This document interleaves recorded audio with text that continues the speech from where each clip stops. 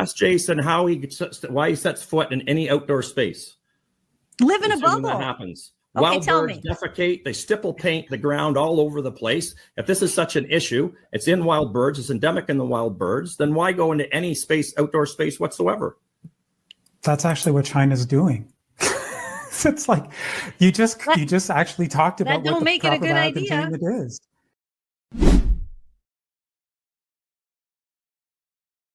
Now, of course, my colleague and friend Anita Krishna doing an interview on, guess what, avian influenza.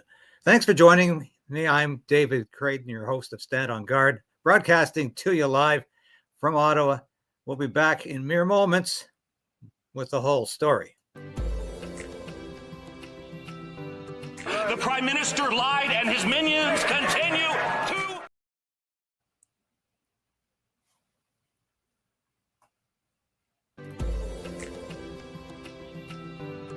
The Prime Minister lied and his minions continue to... Your home is your castle. We're calling on the government to introduce and immediately pass the Stand on Guard law. But we also need to resolve to resist.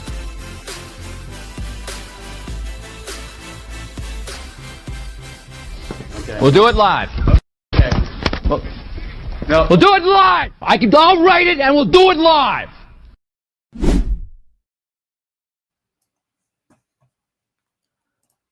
Yes, we'll do it live. And here I am back.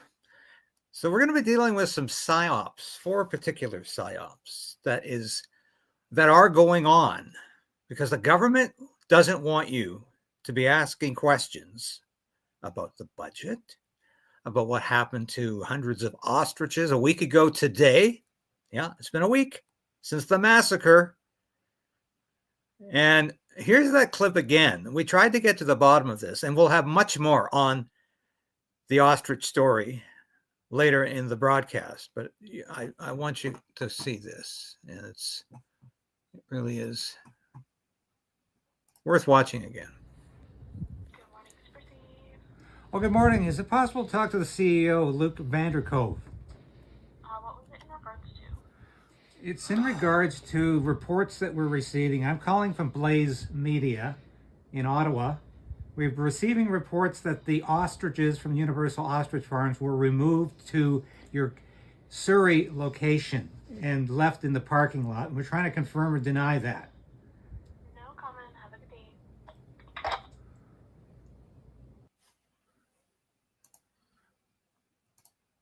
So we got a non-response, no comment, meaning they're probably still there. We still have people at the site, and there's a reporter going over. I'm not going to say who, because I don't want this reporter to be stopped or harassed before she does her job. But we talked this morning from Vancouver, and she will be going to visit, if all goes well, to visit the Surrey location. The ostriches are obviously still there. People say they can smell the rot, literal rot.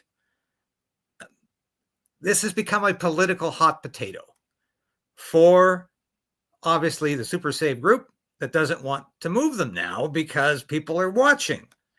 So, and we'll show you some correspondence been going on about the ongoing work of the CFIA and Super Save. And what does that mean? What ongoing work? But we'll get to that. But I want to lead off here with the divisive Psy-op. What is going on here? Okay, the people who have brought measles back are the new base of Poilievre's Conservative Party. Now, blame Pierre Poilievre. Why? Since what did Pierre Poilievre ever say people should not be taking a measles vaccine, or measles is not a real disease? Or yeah, there are some cases, and we'll show you those in a minute. We're not saying measles doesn't exist. We're not telling anyone not to get a measles vaccine. We're not telling anyone to take caution. But clearly, this is a politically generated Psy-op, and a ridiculous one at that. So, let me just show you while we have a chance here. Here's the new cases in Canada. 23. So Canada has lost its sort of favored nation status as a country where measles has not broken out. That's what this is all about. And active cases, 2 British in Alberta, 9 in British Columbia. That's the reality here, folks. This is not anything to panic about. Canada has lost its measles elimination status. I blame whoever the hell this is, DK Gray. I blame Alberta Conservatives catering to ditch-dwelling morons. Who are the ditch-dwelling morons? People who are opposed to COVID mandates? Who don't want ostriches killed for no reason? Maybe that title should be best applied to you.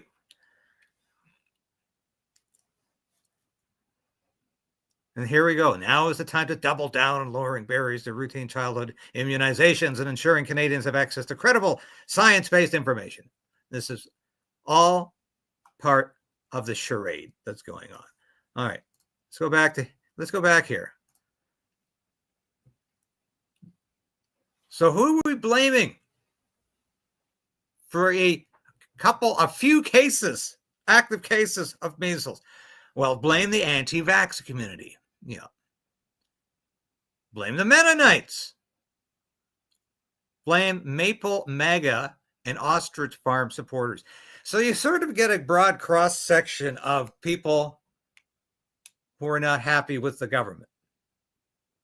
And by the way, I should say right now, please share this broadcast with your friends and family. It's getting really, really stepped on today. I know we're doing it at a different time today because I was waiting for a response from Universal Ostrich Farms, from Katie Passatnay, and she didn't get back to me this morning. We talked last night, but we needed to talk about a big question today about costs the farm is going to incur as a result. But here's the psy-op going on here, and it is incredible. Blame Polyev. Of course, yes, for this. Sorry.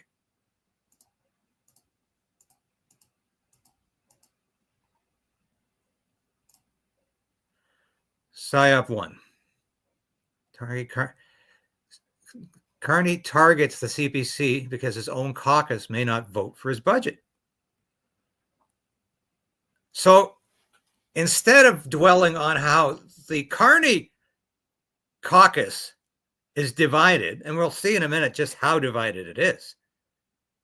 Mark Carney wants you to think that Pierre Poilievre is on the edge, on the verge of losing the leadership of the Conservative Party of Canada, that even conservatives don't like Pierre Poilievre now. Well, here's my friend Mark Petroni, who I guest on his radio show every week. He's got a show on Juno now, and here he is commenting about this. Be some cracks in the support level for Mark Carney's budget, at least cracks in the PM's own caucus. And given their minority government status, the Liberals can't really afford a fractured caucus. They'll need every vote they can get from their MPs and then some.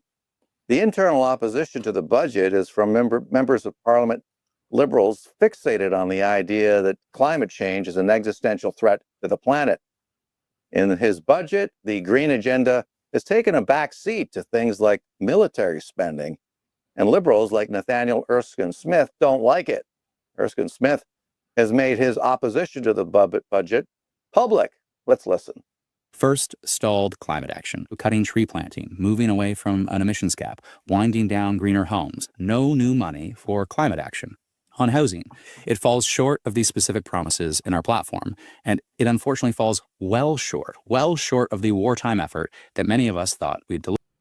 So you may have noticed there's a bit of a psy-op going on here with Mark Carney trying to convince you that it's the Conservative caucus that's divided, not mine. Mark Carney is facing a very divided caucus right now. And going to show you a clip in a minute from Mark Petroni, friend and colleague. I guest on his Mississauga radio show every week. I don't know if you ever hear that, but Mark's a great guy. And here he is discussing this psy-op, because this is all about the Liberal government trying to convince you that it's the Conservatives, not the Liberals. Some cracks in the support level for Mark Carney's budget, at least cracks in the PM's own caucus. And given their minority government status, the Liberals can't really afford a fractured caucus. They'll need every vote they can get from their MPs and then some. The internal opposition to the budget is from members of Parliament Liberals fixated on the idea that climate change is an existential threat to the planet. In his budget, the Green agenda has taken a back seat to things like military spending, and Liberals like Nathaniel Erskine-Smith don't like it. Erskine-Smith has made his opposition to the budget public. Let's listen. First, stalled climate action, cutting tree planting, moving away from an emissions cap, winding down greener homes. No new money for climate action. On housing, it falls short of these specific promises in our platform, and it unfortunately falls well short of the wartime effort that many of us thought we'd deliver. The budget adds $140 billion in new spending over 5 years, $90 billion net after savings, and only 36% of the net new spending is capital. My kids shouldn't pay for today's military or for me to save $400 of income taxes. We see the budget commit to a new inefficient fossil fuel subsidy for LNG facilities. We do not need more public dollars chasing fossil fuels. Worse, we see major cuts of over $2.5 billion over 4 years to international development assistance. Overall, the budget meets the moment in part, but fairly, it does not live up to its promise of generational investments. That's a lot not to like for a government MP. Tomorrow, Prime Minister Carney is set to fast-track new nation-building projects. Now, according to sources, those projects include mines, LNG, and a hydroelectric venture. So, how serious is the Green backlash in Carney's own caucus? Well, in a column in the Toronto Sun, Brian Lilly writes, to get his majority, Carney needs to make sure that Green believers like Jonathan Wilkinson and Stephen Guilbeault and others don't bolt, though it does appear he would like to replace both MPs.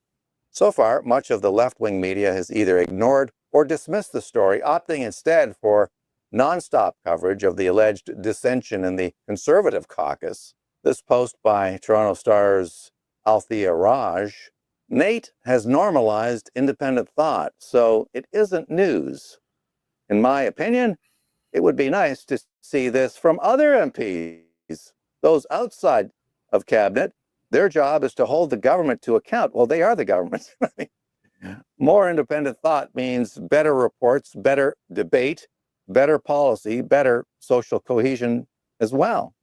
Well, I don't think that the Prime Minister would be too thrilled about having more backbenchers attack the government's own budget.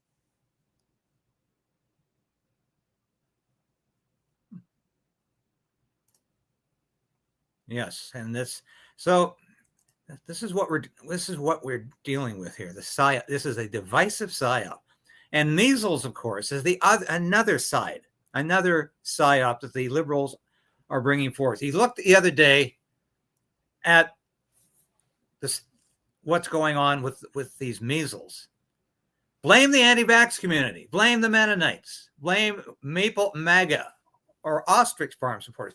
Somehow all of these people were somehow conspiring to cause a measles outbreak. Now, we're not suggesting there aren't cases of measles in Canada. Not at all. We are not suggesting that people shouldn't get vaccinated for measles. We're not suggesting at all that this isn't of some concern. It's not a panic. There were literally hundreds of thousands of bots the other day on X screaming about how conservatives like Pierre Poilievre, like Alberta Premier Daniel Smith, were to blame for the measles outbreak. Now, this is nonsense. 23 23 new cases in Canada. 12 British Columbia, 9 in Manitoba. Now, this is what people are panicking. Active cases, Alberta 2, British Columbia 9. Goose eggs all down the line here. Now, somebody named DK Gray goes on X to say, I blame Alberta Conservatives catering to ditch-dwelling morons. Who are the ditch-dwelling morons? People who are opposed to what? COVID mandates? People who want individual liberty?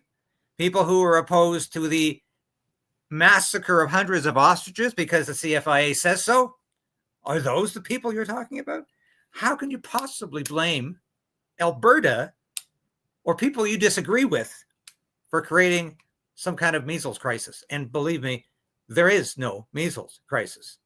This has been completely fabricated. This is not a crisis. Now, Psy-ops 2, CSIS threatens journalists. Now, I think we have that. Producer, have we got that video? You know, this is serious business, and I need to wake up and realize that there is like potentially like the police might be coming and putting me in handcuffs kind of situation. And I didn't even like that was kind of this situation in my head where it's like, no, surely that can't be it. Eventually the other shoe does drop. Open the door and there's the police with a man and a woman in like leather jackets, black outfits that bring out a badge that says CSIS on it, CSIS, which is our like FBI, CIA equivalent in Canada. And I understand what you're doing right now. You're kind of keeping low and something that blows over. But I want to tell you, like there's certain things in motion right now. This is not going away anytime soon. Let me back up to from our last meeting. A lot of people, especially my like colleague, they're like, all right, if she doesn't want to cooperate, so I'm like kind of beat her off to the wolves' head. Just let her. Again, when you're in like the courtroom, it's the perception, not what the truth is.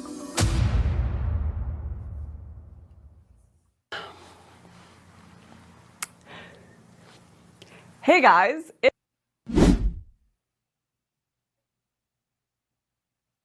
So that is frightening.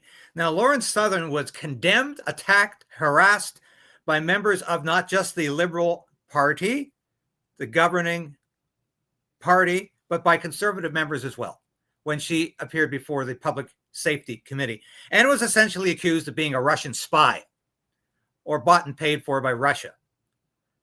And of course, now she's got CSIS on her tail. Constantly, they follow her to the gym. Well, that must be interesting. They come to her front door. So she's started to record them because this is more evidence of the Carney police state attacking journalists. And this could happen to you and I. This is why we are railing against.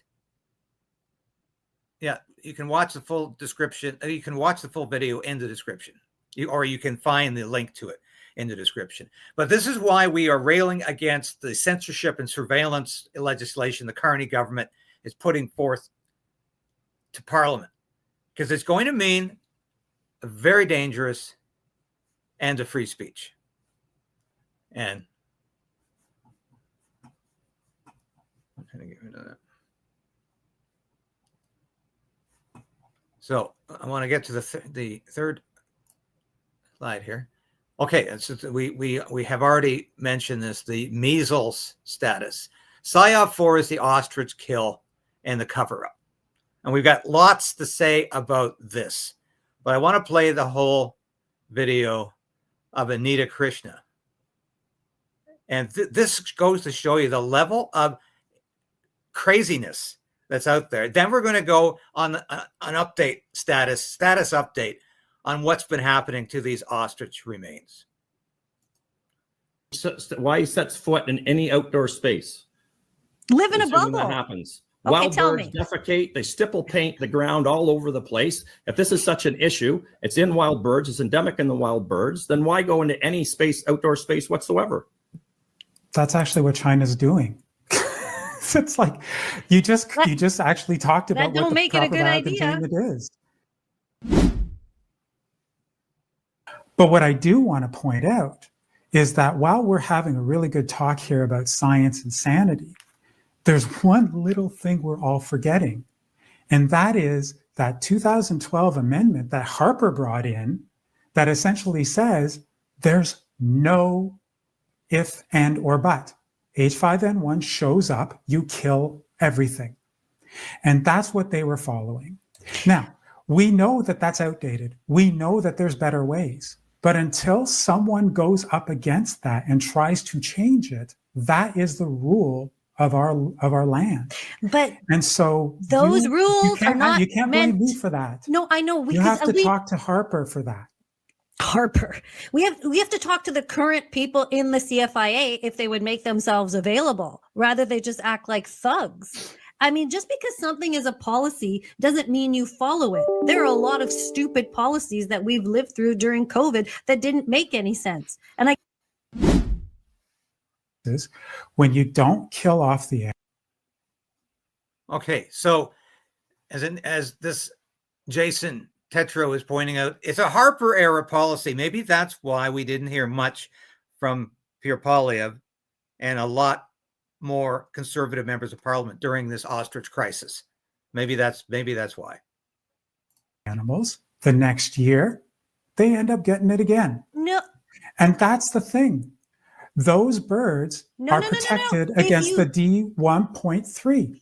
The D1.3. And Dr. Brido was completely correct. But they're not going to be protected against whatever strain is coming next. If you and kill then the birds that are healthy now.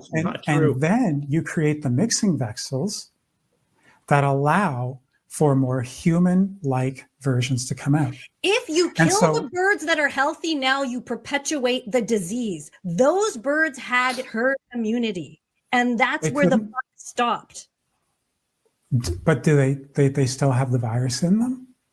They're dead now. I just went over all of the science. No, Jason, they You do never not. proved it. You're just talking about it. We've got the papers to prove it. Everybody from asked South Africa, the CFIA to prove from the UK. They've got the dead bodies. So why don't you ask them to prove it?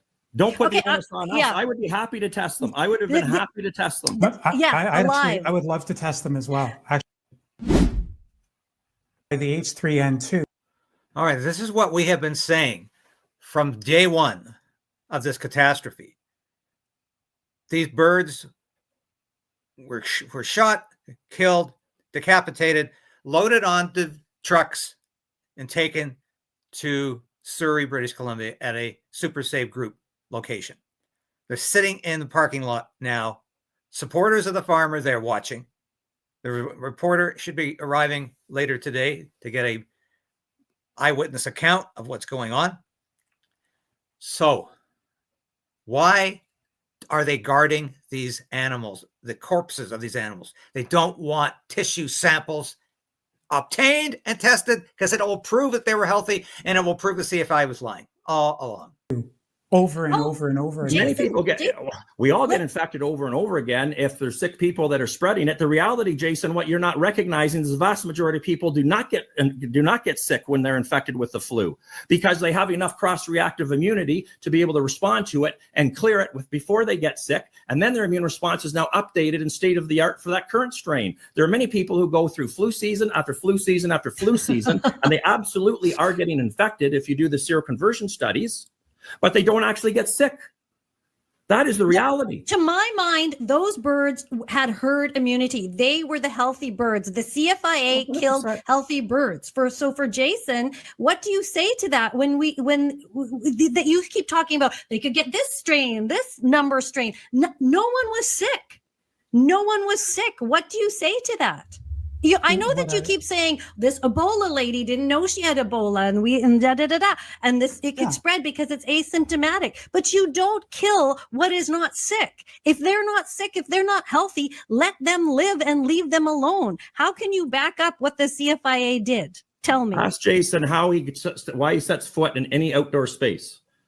Live in a bubble. That happens. Okay, Wild tell birds me. defecate, they stipple paint the ground all over the place. If this is such an issue, it's in wild birds, it's endemic in the wild birds, then why go into any space, outdoor space whatsoever? That's actually what China's doing. It's like you just actually talked about don't what the make it a proper good idea. biocontainment is. And You're actually that's the whole promoting point. people not going outdoor. Oh my goodness! Because we Oh my already goodness! know that every All right, single year your that your personal follows, risk assessment. Do never ever enforce that on my children. I will never allow somebody to enforce that on my child for them not to go into outdoor spaces. That is, you see, fine, you're entitled to that, but do not force it on other Canadians. We have to live in a country where people get informed and they can make their own now choice. we If you choose understand not what to you're go getting outside, at. That's where you're coming. Well, thank you for that note of sanity, not only from Anita, but from Dr. Byron Bridle, who is saying what we all feel. No, life is a risk. Every time you walk out your front door, you're taking a risk. But we're not going to be confined to an apartment space like they did in Shanghai, in China, where people were literally screaming because they couldn't leave their apartments to get food. So that's the kind of psyop that's going on. We're going to go back to this pandemic. We're going to go back to the fear of moving anywhere. No, not going to happen again, because people know better. They know what's going on here. Now, I want to show you this again, because Super Save Group is neither confirming nor denying that their ostriches are on their property. But let me tell you, as somebody who was a military public affairs officer who never wanted to say, I can neither confirm nor deny, because when you say that, it means you're basically saying, yeah, it's true. Oh, good morning. Is it possible to talk to the CEO, Luke Vandercove? What was it in regards to? It's in regards to reports that we're receiving. I'm calling from Blaze Media in Ottawa.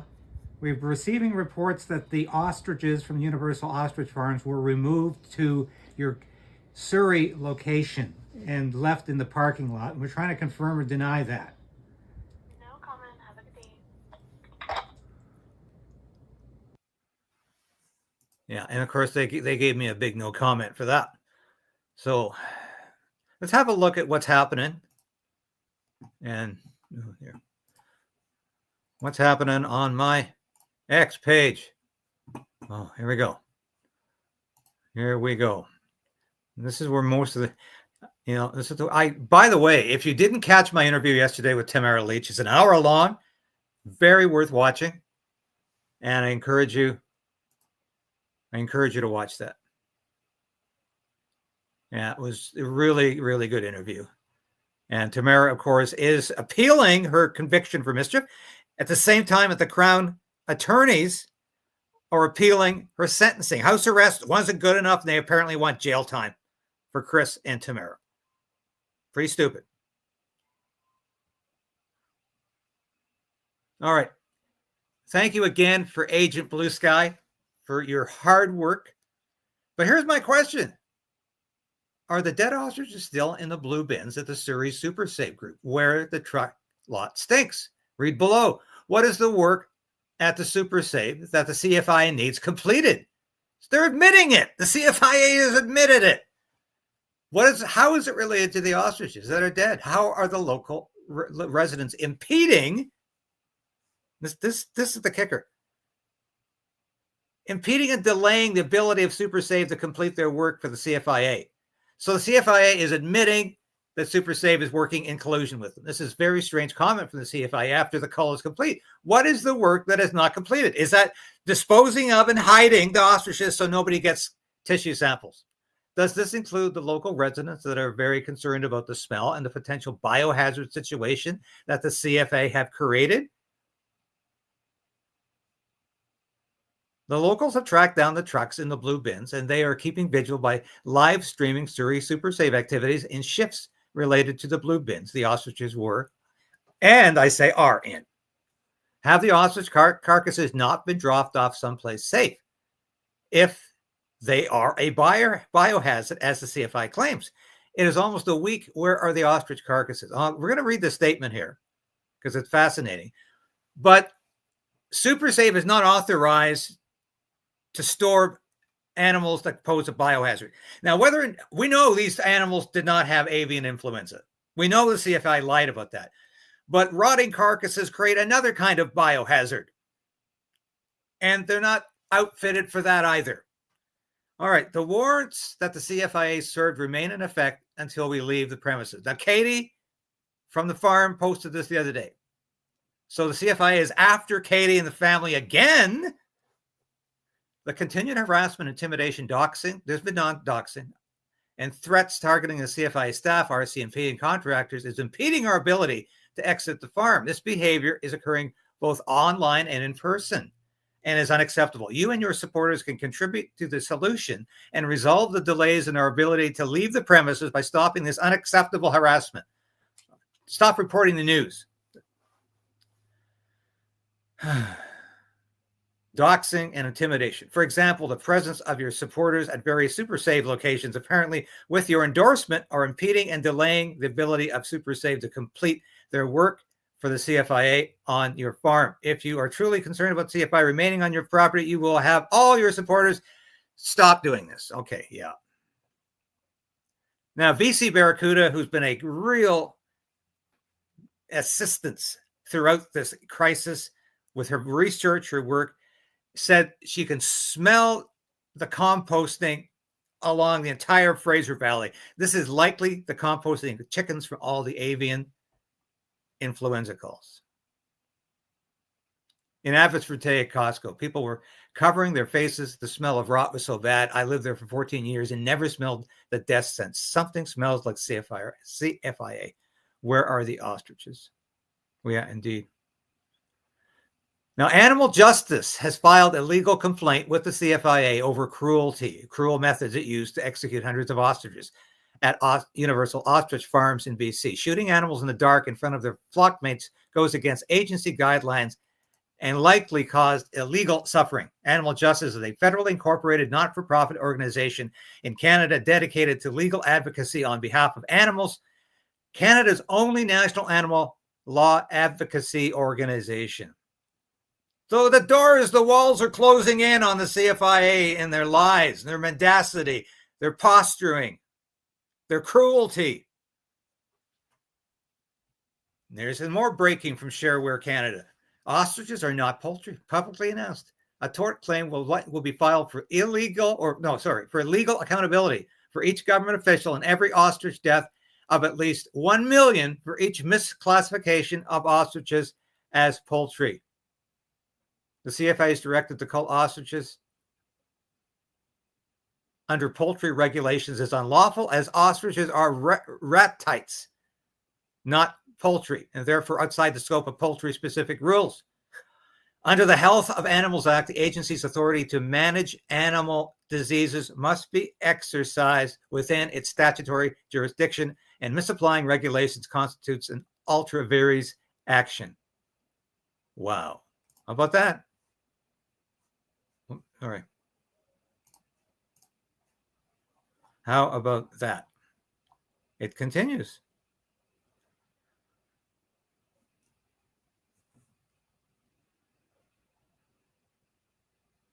Now, I want to get down to this. I've asked Sean Rickard, who's been in court recently, and I still mean to get him on the show, where he got this. Is this just something that he got off the social media? Somebody posted, I see at the top here, it says Universal Ostrich Farm exposed and unfiltered. So is this a critic of the ostrich farm? There's a lot of bots out there. I had a look at some of the stuff the other day. They're personally attacking Katie, her family, making up incredible stories, and they're working overtime. But listen to this. And this is the question I had for Katie. Can she confirm this? The Supreme Court of Canada dismissal of the leave application, Universal Ostrich Farms Incorporated versus the Canadian Food Inspection Agency, also confirms that Universal Ostrich Farms is liable for all costs associated with the CFIA's enforcement actions, including the care, custody, and eventual disposal of the ostrich flock. Now, I didn't see that in the Supreme Court of Canada dismissal.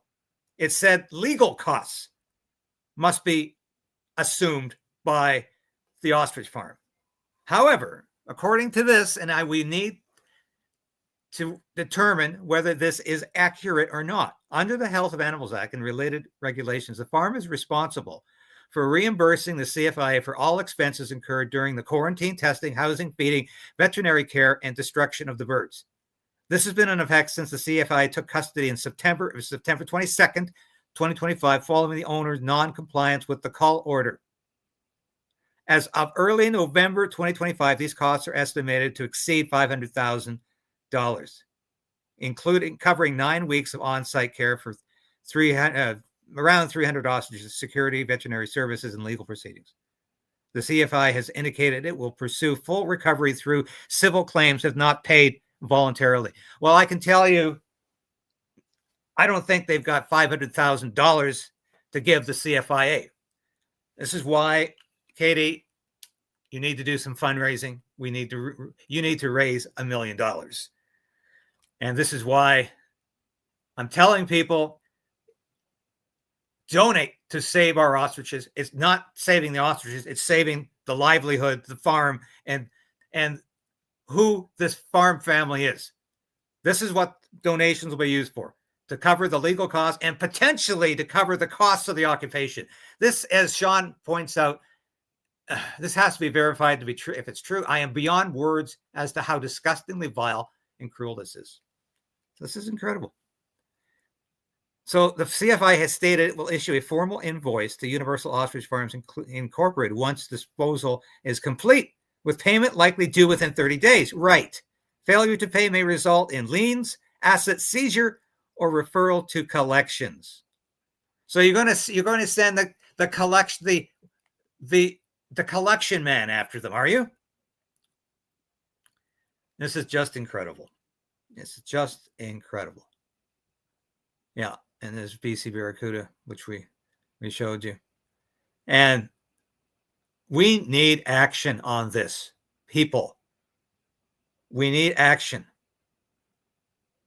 And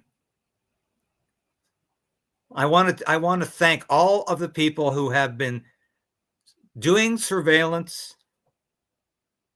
because clearly this operation that the CFIA says they're working with the Super Save group, this operation has everything to do with getting rid of the evidence, burying the evidence. If you're in Ottawa on November 22nd, I will be there covering this event. Canadian farmers have had enough. They are organizing a huge protest for the 22nd November. Farmers around the globe are being pushed to desperation by their own government's policies. No farmers, no food. When they control the food, they control you. Support our farmers. I will be there. More about animal justice. There are whistleblowers coming forth. I've got a veterinarian on the show tomorrow, Jeff Wilson, who will be talking about his disgust with the culling, so-called culling, the massacre of these ostriches. It was not done in a humane or even a human manner. It was disgraceful. This is interesting from Cat Can. Here is Canadian store grocery shelves compared to the old Soviet Union. Doesn't look like that anymore in Russia, by the way. They're doing a lot better than we are in terms of farming, I think, because they stopped doing the collective farms. They stopped doing the Joseph Stalin thing, and farmers are not being harassed to the same degree as our farmers are being harassed. Yeah, whistleblowers are coming forth. And this is the question we all need to know. And this needs to be verified, whether or not the farm is going to have to be, is going to be docked for the cost of occupation. It's incredible. So what else can we talk about today in terms of the outrage about what's going on? The digital ID is in the budget. Yep. And we're going to show you that in a minute here, because it's incredible. Buried in the budget is Canada's quiet turn toward digital identity. If you want to apply for employment insurance, You now require a digital identity to do so. Interesting. The other day, I had to get a new SIM card for my phone. So I went to the Rogers outlet, and to get the new SIM card, which cost 3 cents, by the way, I had to have a digital ID that took a face print of me. And now that's part of my portfolio. That's part of my file with the phone company I deal with. And I understand all cellular operators, all distributors of smartphones, cellular phones are now moving to a digital ID. So this is how it happens. Mark Carney didn't stand up and say, we're going digital. It's introduced towards the very end of this budget. This is what's happening. Legislative amendments in the Department of Employment and Social Development Act proposes legislative amendments to the Department of Employment and Social Development Act to enable delivery of more integrated and efficient services across governments. These amendments would benefit all Canadians by enabling the development of more efficient and convenient government services, modernizing legislative authorities to support information sharing and digital services. There it is. This would particularly benefit groups facing barriers due to outdated paper-based processes, particularly seniors, newcomers, persons with disabilities, and rural residents. You see, it's for your own good. They're doing it for your own good. It's for your own safety. How many times have we heard that from government? It's for your own good. That's why we're doing this. These amendments would also benefit Canadians by reducing the burden of repeatedly providing personal information across government services. Oh, yes. It's just more convenient, right? It's just more convenient. And that's what this government is up to. Incredible. Remember this?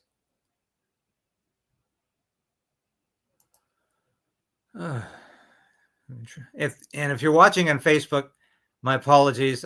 We're having trouble streaming the Facebook today. I don't know why. It's been a day of glitches, and I know what's going on. Canada's federal government is quietly moving forward with a national digital ID system, slipping the plan into the depths of its 2025 budget where almost no one would notice. Yeah, it was literally on page 493, I think. Here's Mark Carney in his usually articulate style answering a question before the budget about whether or not he intends to introduce digital ID. Current plans for that. Keir Starmer's introduced a digital ID card, wants to make it mandatory as a way of controlling immigration. Is that something Canada might consider? Well, Paul, one thing I would put in terms of context is the UK is relatively unique in not having other forms of identification. So there's been a long history here not to have ID. In Canadians, we have various forms of ID. We have driver's license. You have social insurance license. Like you have forms of identification. In terms of so now, are there merits to having common digital identification for government services, for you say immigration, also for financial services, portability, other aspects? There may be. We don't. Few moments later.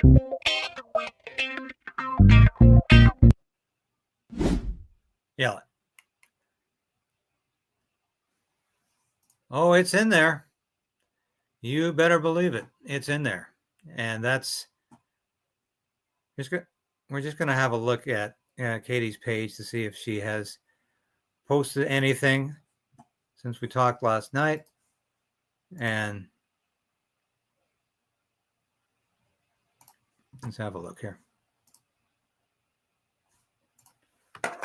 So we will see.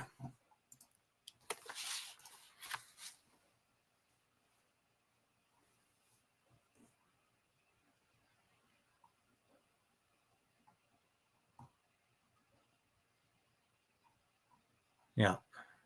Yeah, well, she's been busy. She has been busy.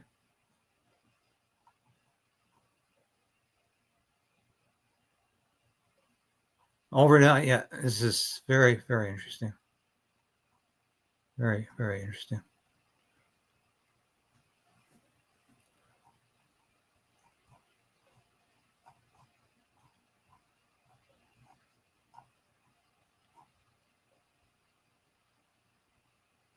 Yeah, it's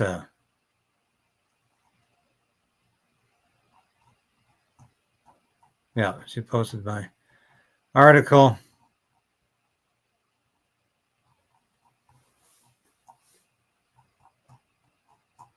Yeah, there's been a lot of stuff here. And of course, we're following what's happened to Chris Dacey, who was, no, okay, she hasn't put anything up for a few days, and including the articles we had in the Post Millennial and Blaze Media. So hopefully we'll get those, we'll see those up today. But as I've said, Katie is sort of developing a new campaign, because as I said to her, you need to do something after this catastrophe that has destroyed your farm, and it threatens to destroy your family. It threatens to destroy you. You need to reach out and help others. That's the best thing to do when you're being attacked. Reach out and help others. And she wants to help other farms that are being harassed, intimidated, attacked, assaulted by the CFIA. She wants to help farmers. And to do that, she needs to focus her energy on that. And I think that's what Katie needs to do. This is a very articulate woman, a very good spokeswoman for farms and farming. And I think that's what she needs to do. And she needs to stay busy right now, especially after what's happened. This has been a cataclysm. There's no other way to describe this. And the aftermath has been just as unsettling. These ostrich parts are literally trucked across the province of British Columbia, through the Fraser Valley, and now to Surrey on the outskirts of Vancouver. What are they going to do with them? We're waiting to find out. Could happen today, could happen tomorrow. But it's like this has become a political hot potato that nobody wants to touch now, because this has been extremely embarrassing for the CFIA, who look like cowardly bastards, killers. And it's been embarrassing for all of the people associated with this operation. People are backing away from it. They don't want to be associated with it. So this is why there's been this huge pause as we believe from eyewitness testimony, from people who followed the trucks from the farm to Surrey. We believe these ostriches are literally rotting in bins in the parking lot in Surrey right now. That's what's been happening. So we're going to stay on the story. We're going to find out whether or not the farm is on the hook for the costs of occupation, because if they are, we're going to have to appeal to the goodwill of a lot of Canadians who don't think this should ever have happened, and certainly don't think they should be on the hook for it. We don't even know if they're going to get reimbursed for the killing of the ostriches. If it's the Liberal government involved, don't take that for granted. Anyway, we will be continuing to follow this story throughout the week. We might have some breaking news tonight. A reporter should be on site, and we'll let you know. Thank you so much for watching. I will be back again tomorrow. Probably the same, probably at the usual time. And we are going to fight for what's right.